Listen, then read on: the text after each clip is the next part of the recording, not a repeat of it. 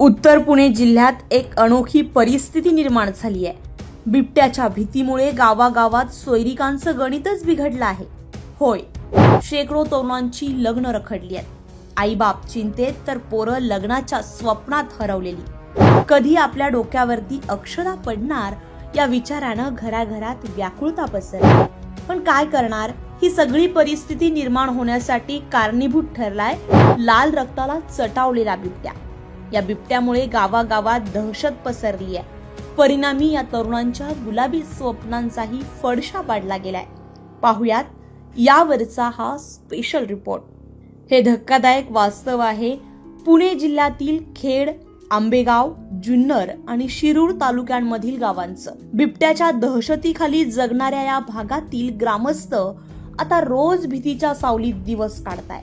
केवळ बिबट्याच्या भीतीमुळे या भागातील तरुणांची संसाराची स्वप्न रखडली आहेत। मुलींचे आई वडील आपल्या पोटच्या गोळ्याला या परिसरात देण्यासाठी तयार नाही आहेत। सोयरीक जोडण्यास स्पष्ट नकार मिळत असल्यानं शेकडो तरुण आजही अविवाहित राहिले आहेत। परिस्थिती अशी आहे सध्या की ऊसाचं क्षेत्र भरपूर वाढल्यामुळं इथे बिबट्यांची संख्या इतकी भयंकर झालेली आहे की दिवसाढवळ्या घराच्या समोर बिबटे येतात जातात, वास्तव्यात ऊसात राहतात। त्यामुळं बाहेर पडणं मुश्किल झालेलं आहे। मोठ्या माणसांचं तर मुश्किल झालेलंच आहे, पण लहान मुलं शाळेत कशी सोडायची हा प्रश्न पालकांना पडलेला आहे। त्यामुळं का परिस्थिती अशी झालेली की नवीन लग्न सोयरिकी जरी झाल्या तर त्या मुलीचे आई वडील म्हणतात की बिबट्यांची संख्या आहे, इथं मुलगी द्यावी की नाही द्यावी हा प्रश्न उद्भवतोय।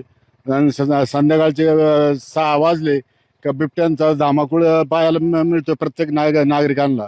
त्यामुळं इथं परिस्थिती मोठी गंभीर होत चाललेली आहे। बिबट्याच्या या भीतीमुळे सुट्टीच्या दिवसात मामाचं गावही नको रे अशी वेळ लाडक्या भाचेभाच्यांवर आली आहे। गावोगावात शेत शिवारात झुंडीने फिरणाऱ्या बिबट्यांच्या टोळीनं अनेक वेळा पशुधनावर हल्ले केलेत। कित्येक जणांचे प्राण गेलेत आणि आता सामाजिक आयुष्यावरही त्याचा खोल परिणाम दिसू लागलाय। दिवाळीला यायचा प्रश्न म्हणजे असा आहे का शेतकरी गावचे लोक ही सर्वसाधारण शेतकरी असतात। सर्व लोकांना शेताची जनावरांची कामं असतात। दरवेळेस मुंबईवरून जर आली मुलं तर त्यांना काही लक्ष ठेवायला शेतकऱ्याला टाइम नसतो। त्याच्यामुळे मग शेतकरी लोकांच्या भरवशावरती कुणी आता मुलं सुद्धा गावाला पाठवती नाहीत। नाही तर आजी बाबाच्या भरवशावरती कुणी पण लेक सुना पाठवत होते आपल्या नातवंडांना गावाला, पण आता ते पाठवत नाहीत। लेकीच्या बाहेर त्यांनी सुद्धा मामाच्या गावाला मुलं पाठवले नाही, कारण आजकालच्या परिस्थितीत आजी बाबावर जास्त भरोसा असतो। आणि ह्या वेळेस आजी बाबांना जर त्यांच्या जीवाची जर आपल्या जांबूत गावामध्ये तर एक आजीच खाल्ली, इथं 2 मुलं खाल्ल्यात। त्याच्यामुळे ती काही आजी बाबांच्या भरोशावर सुद्धा आता ते लेकी सुद्धा आपल्या मुलांना पाठवती नाहीत मामाच्या गावाला। गावातील अनेक तरुण शिक्षण घेतलेले आहेत, नोकरीला लागलेले आहेत, सेटल आहेत, पण तरीही बिबट्याच्या दहशतीमुळे त्यांची लग्न होऊ शकत नाहीये।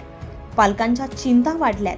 त्यामुळे या भागातील नागरिक आता बिबट्याचा बंदोबस्त कधी होणार आणि या रखडलेल्या लग्नांना शुभ मुहूर्त कधी लागणार असा प्रश्न विचारताना दिसून येत आहेत।